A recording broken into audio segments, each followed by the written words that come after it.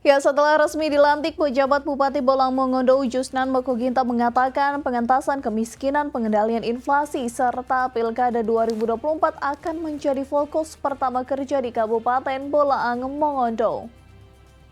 Pejabat Bupati Kabupaten Bolang Mongondo Jusnan Mokoginta yang baru saja dilantik oleh Gubernur Sulawesi Utara Oli Dondo Kambi mengatakan fokus pertamanya saat menjabat adalah pengentasan kemiskinan, pengendalian inflasi, serta memastikan pesta demokrasi Pilkada tahun 2024 berjalan aman dan sukses di Kabupaten Bolang Mongondo.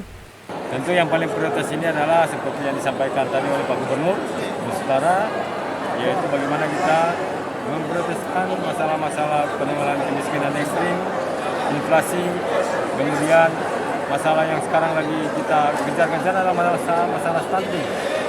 Masalah stunting itu di Bomong angkanya masih perlu diperbaiki lagi.